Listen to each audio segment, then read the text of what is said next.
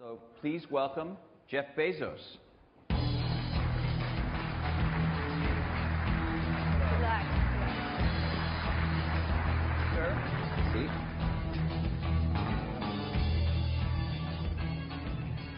Well, welcome to D. Thank you. We're thrilled to have you here. So you're pretty synonymous with the term e-commerce. How many people here have like a pile of Amazon boxes in their house? Yeah, I know. Bless I do. you.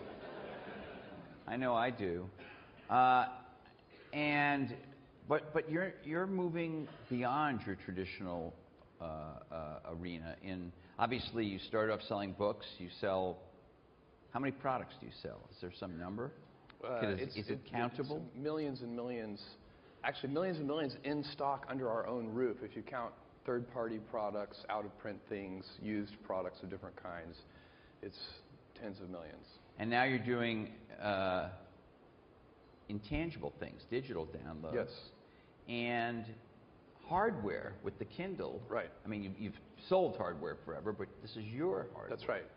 So why not just stay in your powerful niche of being the go-to place that most people think of as where I buy stuff online? Why not just stay in that comfortable space? Well, it is a good question, and we do have a high bar when we undertake one of these things that's, not right in the center of what we already know how to do. I think, most of the extensions we've done to our business over time, we've questioned ourselves, and outsiders have questioned them. Even, going international, which we did many years ago, which is a big part of our business now. Entering into new product categories. People thought music and DVDs made sense, but we started selling electronics and toys and apparel and shoes. I'm amazed how many shoes we sell today, Walt. I really can't believe it. How many? It's so many that we started a focused website to just do that space. Wow. So people sort of understand those product extensions at this point. But new hardware, I think people look at that and they say, what are these guys thinking? And really, how we get there is by basing our strategy first and foremost on customer needs instead of what our skills are. So it's important to take an inventory of your skills, know what you're good at, and then try to do things that match up with your skills. But if you only do that, in our view, then eventually you will be outmoded because your customers will eventually need things that you don't have skills for. So you need to renew yourself by developing new skills. And when we looked at electronic books, we'd been selling electronic books for a long time, and you needed a microscope to find the sales. And so when we looked at this, and we looked at the existing technologies that were out there, we thought, what customers need, and that need-based way of forming strategy, is a device that made it very, very frictionless to buy and read electronic books. And so we wanted to build a very seamless, vertically integrated experience. And that required us to develop this whole new skill set, which probably take us 10 years to develop. But if you're going to develop it, you might as well get started.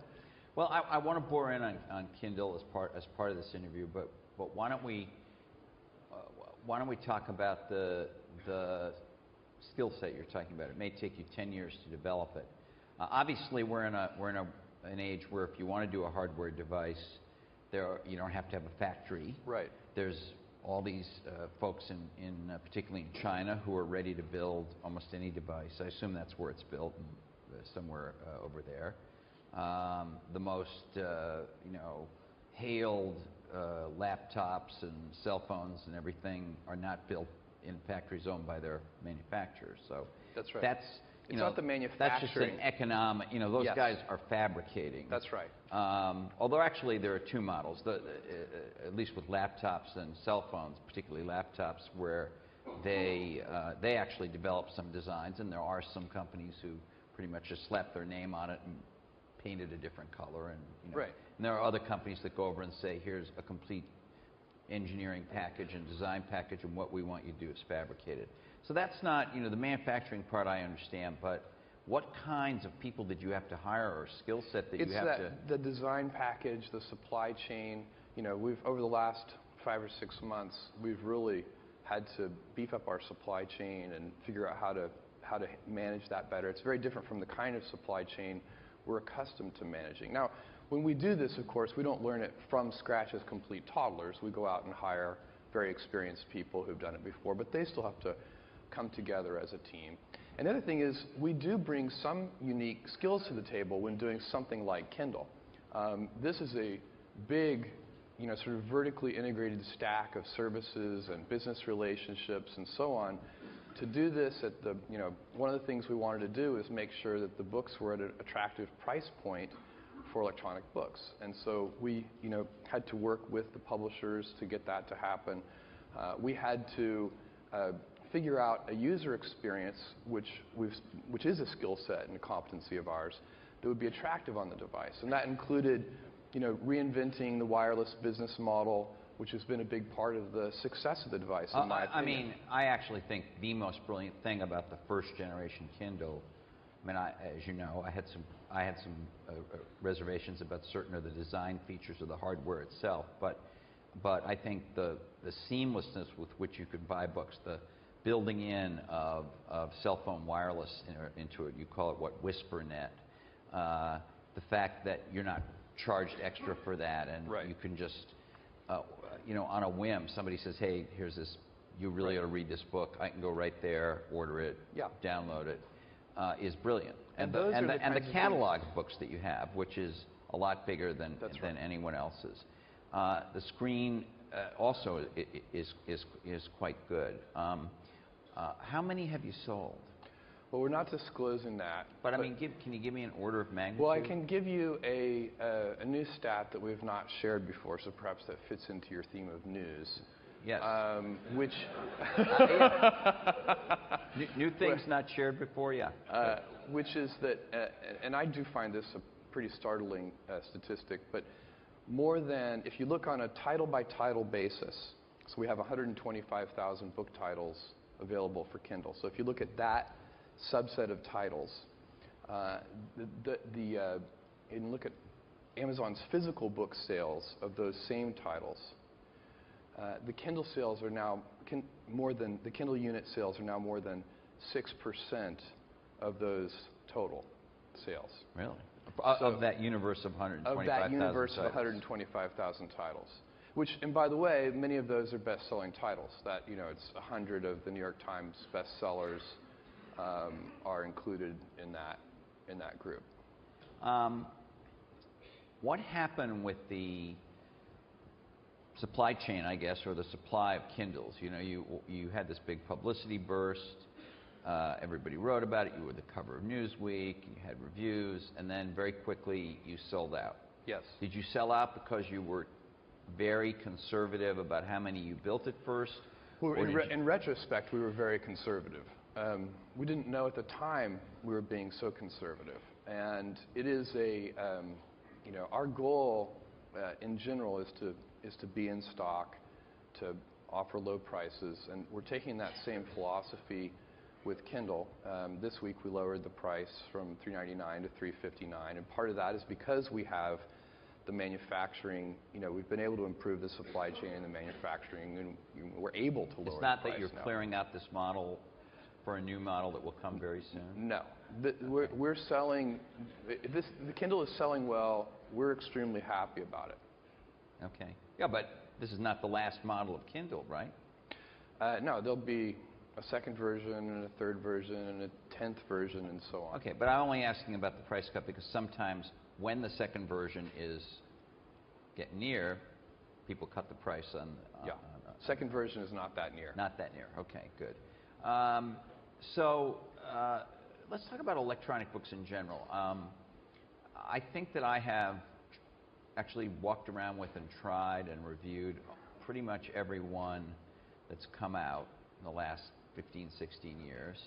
The Kindle is by far the best one, partly because it has that wonderful connected nature.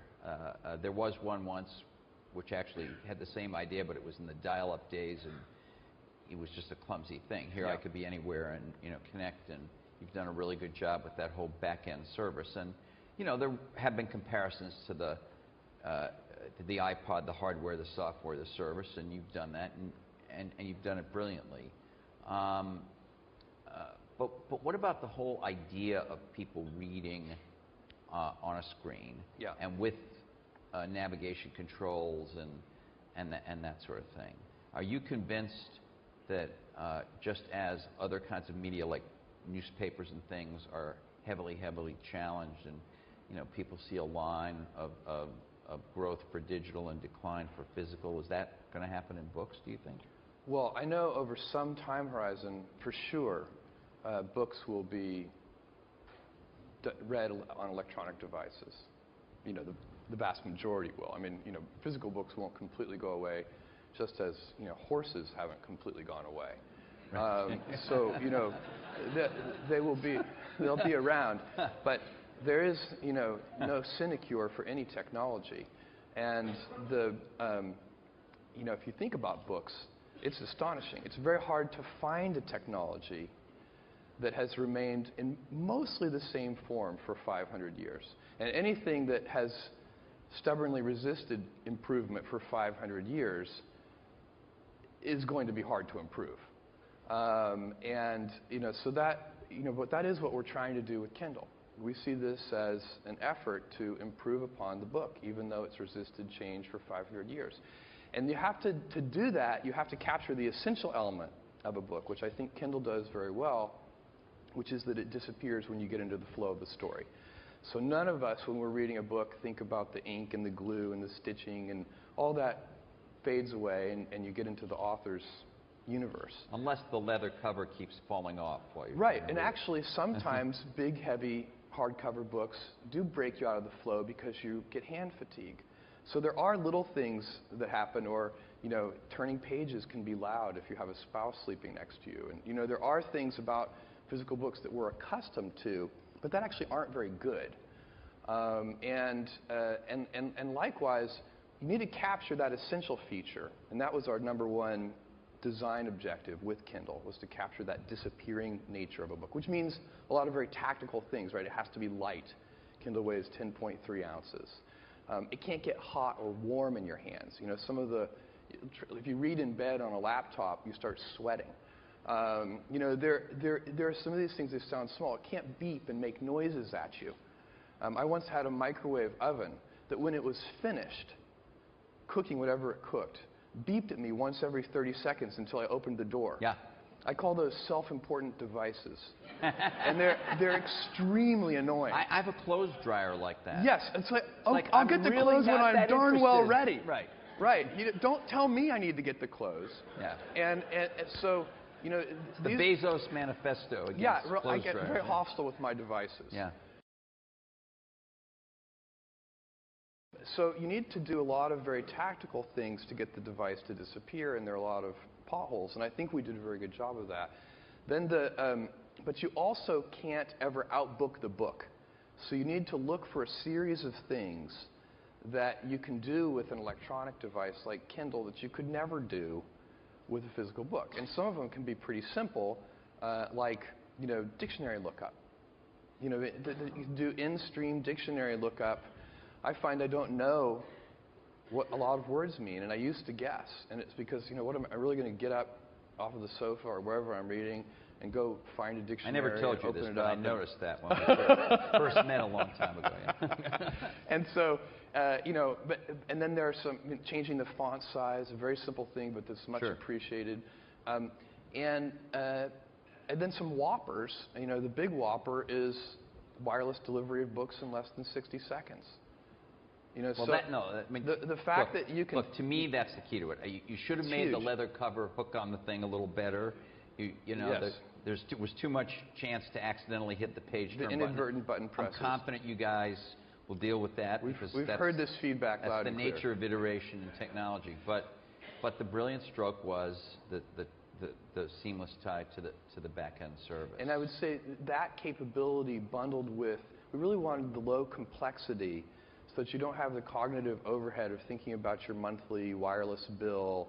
You know, there'd be different ways to do this, and we're hiding all of the, you don't have to know who the wireless carrier is. Right. We're hiding all of that complexity. Except it's Sprint. It is Sprint, Yeah. and our WhisperNet software layer is built on top of the Sprint network. They're doing a great job for us. Was it built in a modular enough way that if you decided to go to some other wireless carrier or technology, you could do that as well? Well, it has to be, because we're going to, you know, globally, we need to be thinking globally about the device, and we are. One thing that people like to do on their books, I mean, I guess it could vary, but a lot of people like to do it, is to annotate them, to take notes sometimes. Yes. And all of the old electronic books had some way, not all, but many of them had some way to do that. They considered that pretty core. Yeah. You do have a keyboard on there. Some of these guys tried, you know, some kind of handwriting and so forth. You didn't have that in the first Kindle. Are you gonna have that? I don't, you know, with a stylus or some or touch or something like that. You tell me. Maybe there are some issues with doing that on an electronic ink display. You know, one of the nice things about the Kindle is the ink is very close to the surface, and anything you put on top of that surface degrades that experience. Like a digitizer. Yeah. So those are not impossible things, and you know, we'll keep abreast of those technologies and try to make the right balance for customers. The annotations, the innovation that we have made with annotations is that your margin notes and underlinings and so on are stored on the server side, where A, they can't be lost, and B, where you can search them and find your old notes. You know, I'm a margin note taker in books, but I almost never, if truth be told, ever go back and look at my notes. And part of it is finding them is not easy when they're buried in a book.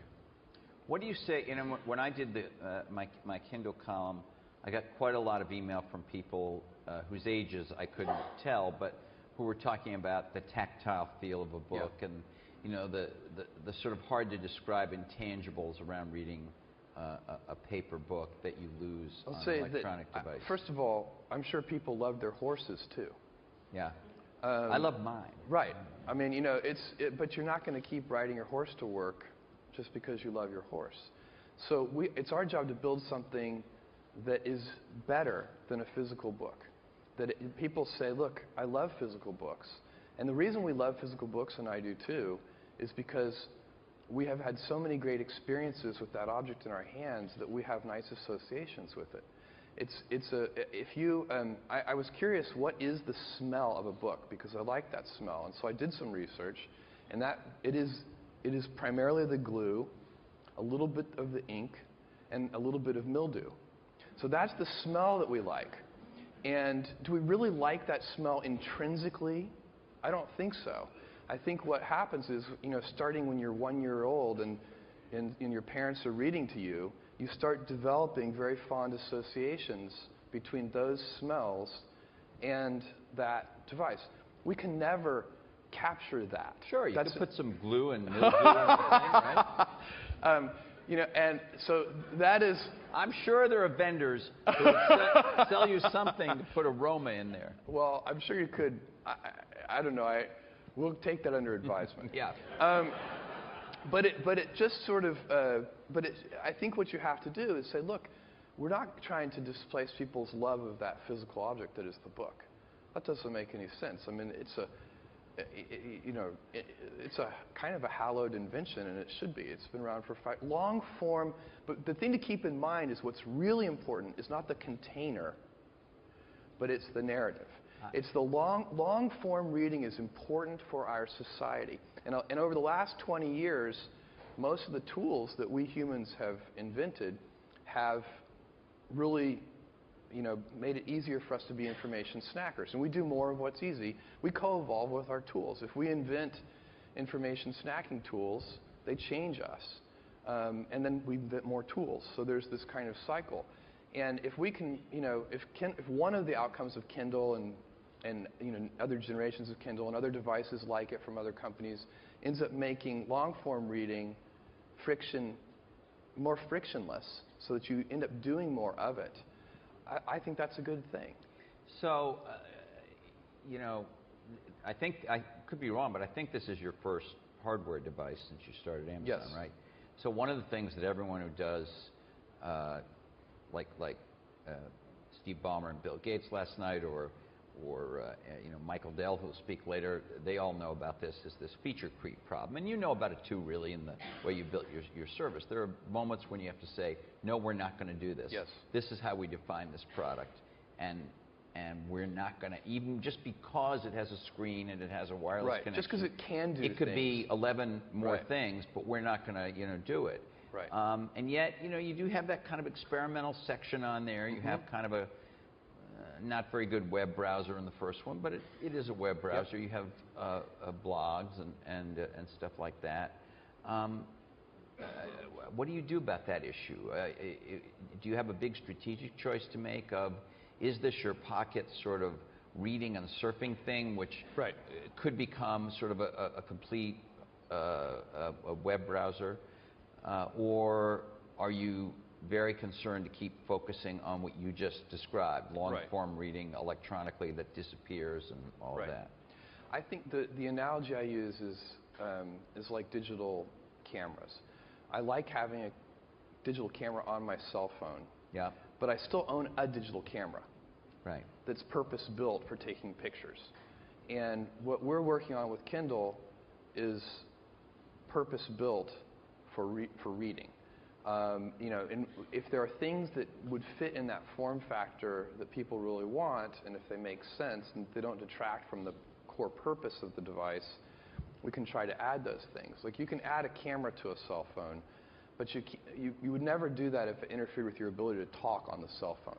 That would be you have to understand what the core purpose of the device is, and then you have to know what your device is. And our device is not a cell phone. It's not a bunch of things, and we think there is a market. I don't know is it a web browsing device? It should be able to browse the web with electronic ink. Electronic ink, if you're trying to build a perfect web browsing device, you would not use electronic ink. Because it doesn't refresh fast enough. Because it doesn't refresh fast enough. Doesn't support flash. There's electronic a lot of things ink it is doesn't do. Perfect, beautiful, unsurpassed for reading. For reading monochrome or grayscale things. I'm talking about like reading a book. I know, but I mean some books have color and you don't really have color there. Good point. But but it's not the right technology. It's not the right display technology for a high-quality web browser. But you really want to have video rates. Or Philips or whoever it is that you're getting this screen from. We had E-Ink here at the very first D talking about this, and your competitor at Sony is using a similar screen, maybe the same screen for all I know. Sort of the same technology at least. If they suddenly got over these hurdles where it could be a good web browser, would you think, to go back to my feature creep question rather than the technology limitation? That one I would say is way above the bar. In other words, if we could do it, by the way, it's highly speculative because E-Ink is nowhere near having video rates. So, we're kind of living in a constructed universe here. But that, in that constructed universe, I would say, you'd love to have a great web browser. A web browser is a really useful companion for reading, and it's a really useful tool. The web is in some sense, you might say the web is the most important book in the world. If you could only, have one book, and if you considered the web a book, you'd probably take it over any other book. Plus, you could go to the Amazon.com website on of course. Order shoes, right? Absolutely. In multiple colors. Like Kindle Shoe Edition. Kindle Shoe Edition. You could have. We need to talk about early and shop often. Some other things you're doing, but let me just to close out on Kindle. Can you imagine a day when Kindle is a really significant part of your overall business, overall revenues? Yes, I can. I think it could be a meaningful financial component in the company. A lot of things have to go right. We have to execute well. We have a big retail business and a big third-party sales business, and so when we look at opportunities and things that we can do like Kindle, when we look at those from a business point of view, we want to make sure that if we're going to put energy into them, that if they work, they have the possibility of being meaningful for the overall business. And what's meaningful to you? Well, we did $14 billion in sales last year. And so, you can pick what fraction of that over time has to be, I don't know. I could pick $7 billion, but I mean, you probably mean something lower. I mean, what's meaningful? I think, I don't want to give you a particular figure, but I do think that, it has to be. Well, could it get to 10% of your overall revenues? I don't know. I honestly don't know. And, what we do is we try to build the best businesses we can, and, our third-party sales business is like that. We have a customer-centric vision, and then we ask ourselves, and we want to be motivated first and foremost by that. So I call it missionaries, we want to be missionaries about the product, because missionaries build better products. So when we're making our product decisions and having our off-site meetings about Kindle and so on, we don't talk about market sizes and all those things. We do have a separate process where we said, look, this is going to be a big investment. Is it worth it to make this investment? I was asked by our CFO during a meeting, this is going back 2 years ago, we're still in the middle of developing Kindle, and he said to me, Jeff, how much money are you willing to spend investing on Kindle? And I said, how much do we have? And so, because you have to get in that mindset of, we're going to do this, let's do it right. It's important. If we can get it right, we believe, I think now is the right time. Enough technologies like electronic ink, like widespread 3G wireless, are converging and coming together, that something like Kindle has a place in the world now. And we're well positioned to do it because of our relationships with publishers, which is we haven't talked much about that whole piece, and the server-side software that stands behind Kindle, kind of in the cloud, and makes Kindle, be able to download books and newspapers and magazines and blogs and make all that invisible. That server side is a very significant component as well. So there are a lot of pieces that had to be pulled together. We're one of the few companies that could really do that. Let's talk about a couple of those kinds of things for a minute.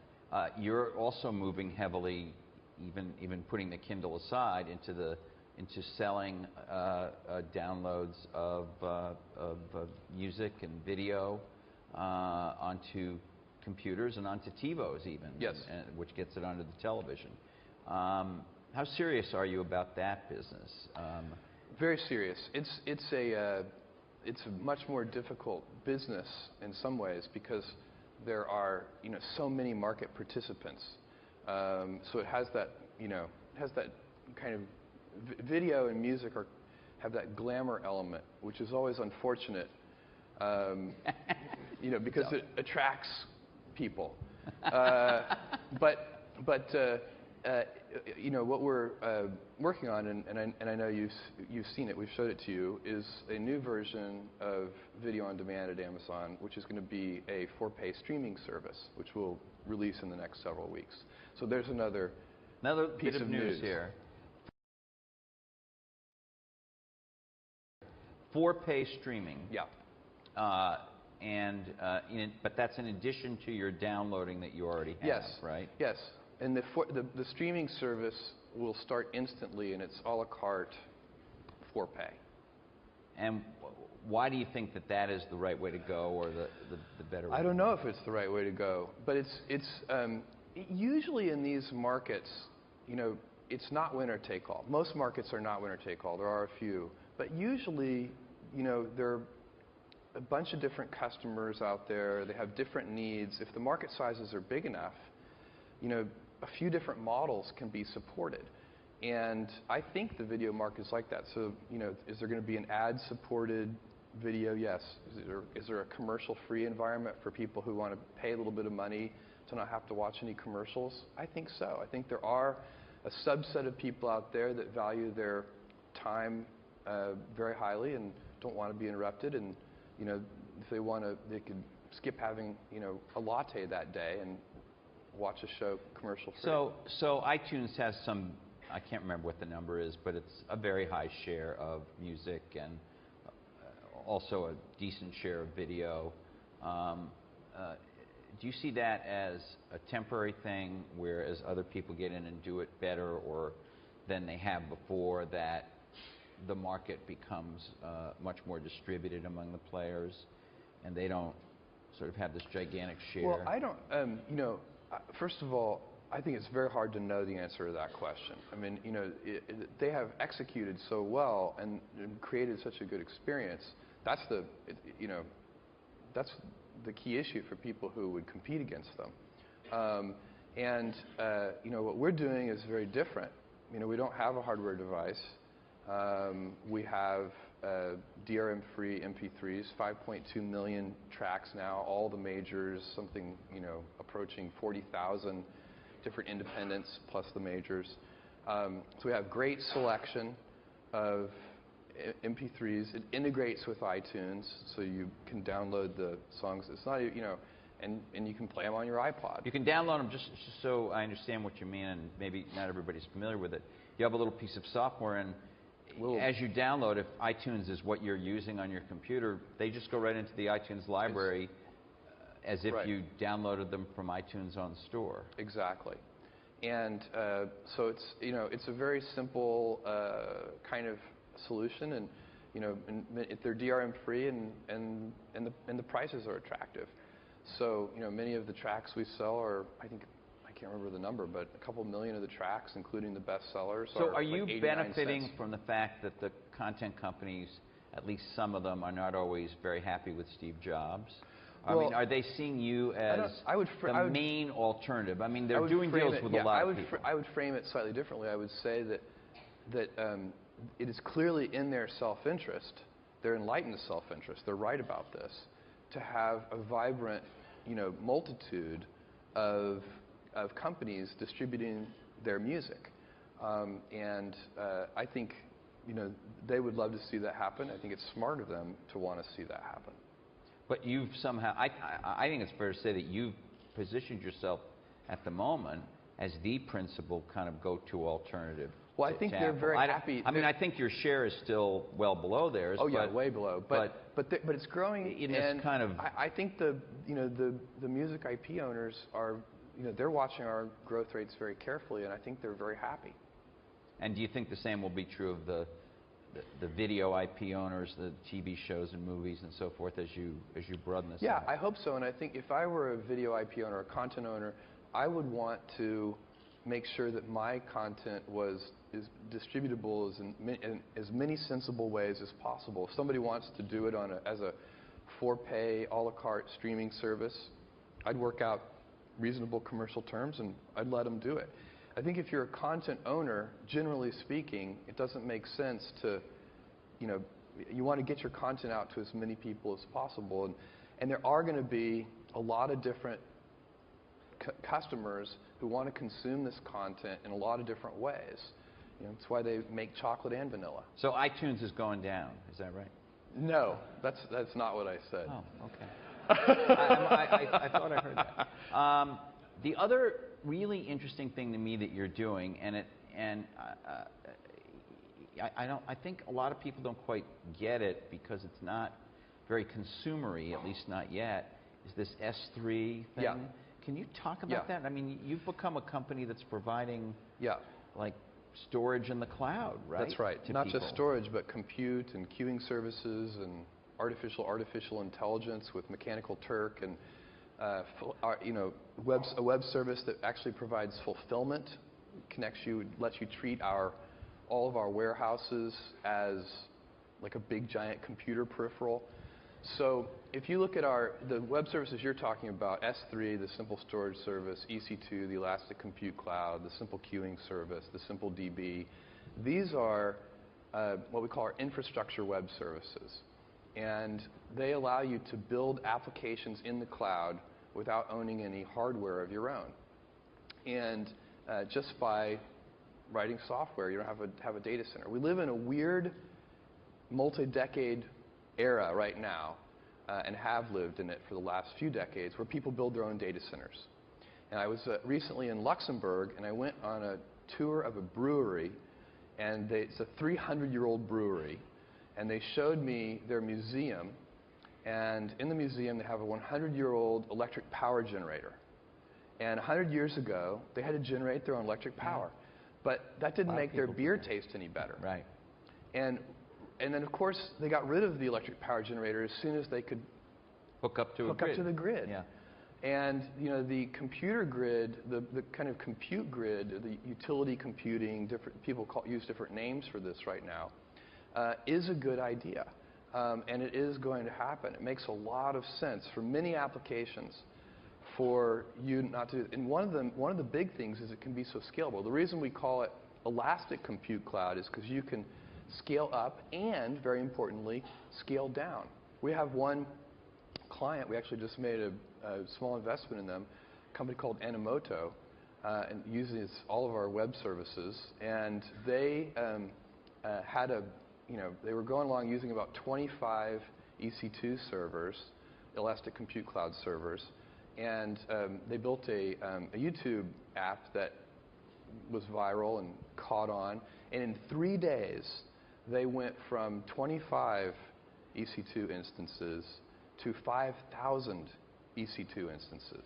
You could never have handled that. That happened in 3 days. And then it tailed off a little bit, and they came back down to some smaller number of thousands of servers.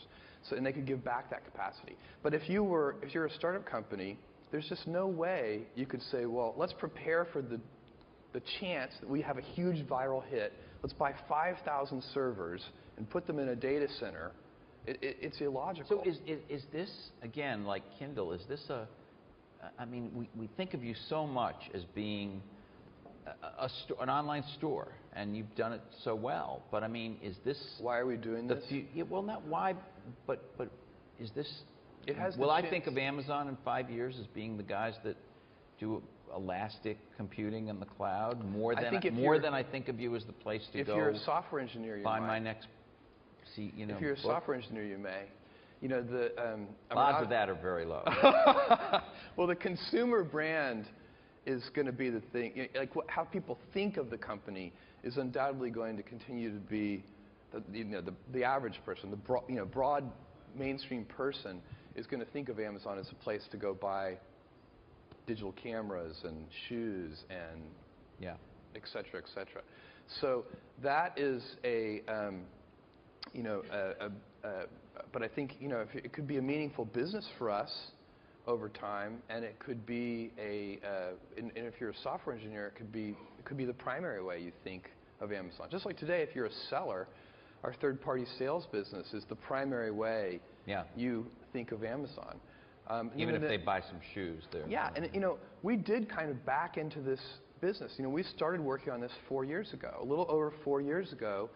What we found just internally at Amazon, we had this Amazon is a big web application. Yeah. And what we found is that the interface between our network engineering group and our applications programming teams was very complicated. There was way too much fine-grained coordination required between I need you to deploy 30 servers for me with this configuration, and so on and so on. And then, each of these application teams had to develop a kind of a forecast for how many more servers they would need on a quarterly basis, and it was just getting complicated. And so we set out just for ourselves to design a hardened API between that network engineering layer and the applications teams that the applications teams could count on, and the network engineering teams could count on, so that the coordination between them could be coarse-grained instead of fine-grained. Just simplify that whole thing. And as we started, architecting that and thinking about it, it became obvious to us that everybody would need this. And that was 4 years ago. And so we said, look, with a little extra effort, we can, externalize this and turn it into a new business that, if it works, could be very meaningful. I have one last quick question, and then we'll go to questions from the audience. The economy. You're a big seller of things to consumers, and obviously, I mean, just in the last couple of days, gas prices are up like another 15 cents a gallon. The resale prices of homes plunged again the other day. Are you seeing the effect of this economic slowdown, and do you worry about it? Well, as you can see from the last quarter results that we just put out, we haven't seen that. I mean, you can never know for sure, because I don't know what our growth rates would have been in a stronger economy. But our business is doing well. There are some things working to our advantage in this kind of economy. We have been obsessively focused for, a decade on being efficient and being able to offer low prices, which helps in this kind of environment. When gasoline is expensive, driving to the store is expensive. You take a 2,000-pound car to pick up 5 pounds of stuff. It's the least efficient transportation network in the world. So that is we do have there are some positive factors in our business in that regard. But if I buy a 5-pound thing from you, some guy in a 4,000-pound truck is going to deliver it to my house. I mean, but he goes it's not like nobody drives. But he goes on a route, and that route is very efficient.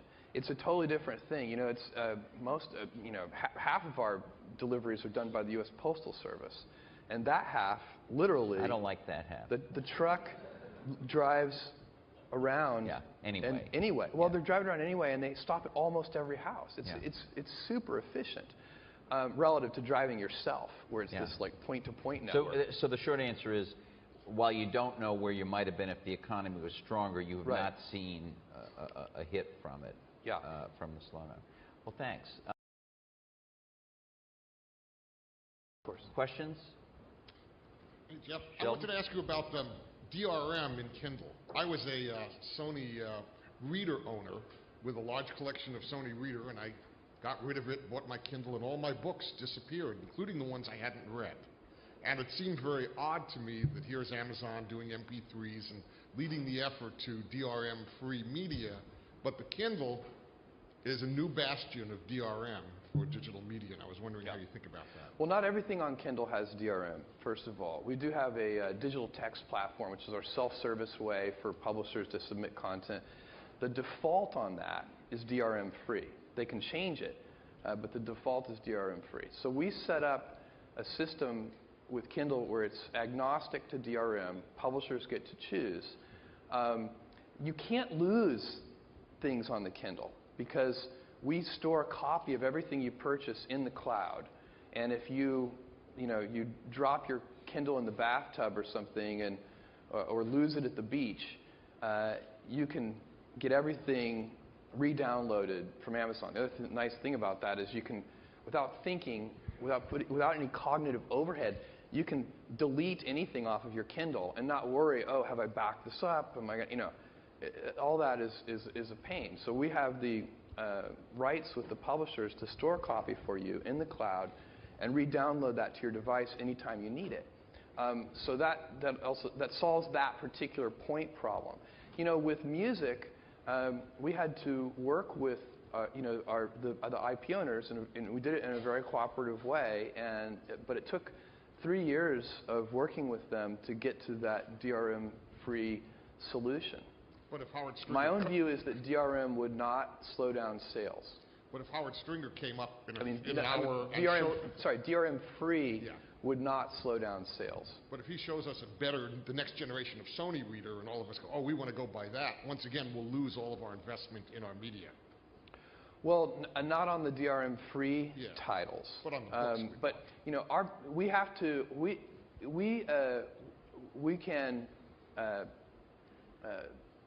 talk to publishers, but at the end of the day, it is their decision about how they want to do that. Okay. Stuart? Hey, Jeff, I love my Kindle. I've stopped buying the other kind of book completely. But I'm a little pissed off at you, and I just wanted to poke you on this. Every time I go to Amazon, so one of the coolest things, Walt didn't ask you about this, one of the coolest things about Kindle is when it arrives, it knows who you are. Right. And it knows what you're buying. But when I go to Amazon now, it keeps promoting the Kindle to me, and I already own one, and you guys know that. But you've only bought one.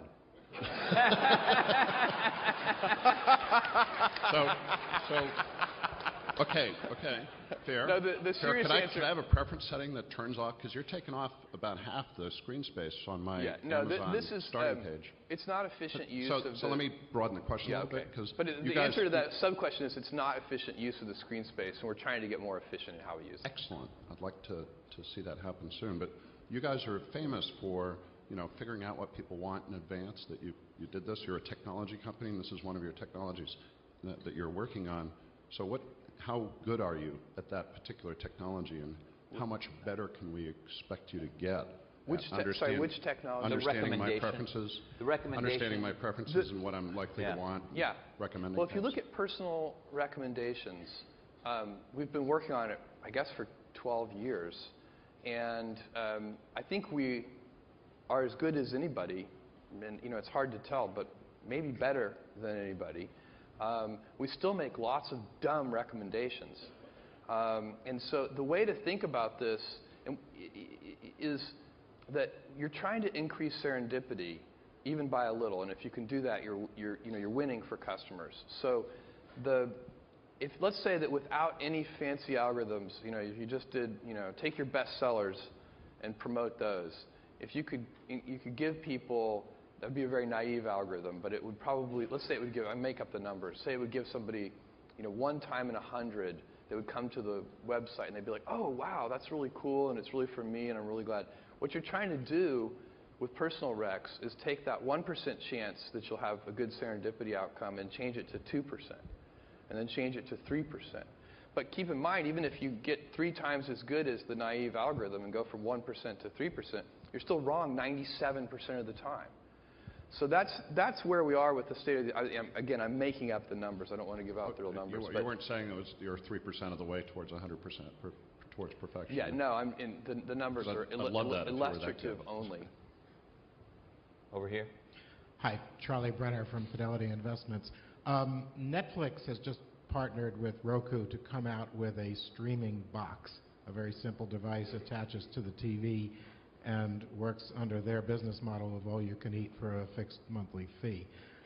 You made a very cogent argument for a purpose-built box for reading books, and presumably that same logic might apply to streaming movies. So what is your view about whether, in fact, we should have separate boxes for movies, or whether we should try to integrate them into TiVos as you've done, or into computers going forward? I think that my own guess is that separate boxes are an intermediate step, and that streaming capabilities will be built directly into television sets. Okay. Well, thank you so much. Thank you. This way? Yeah.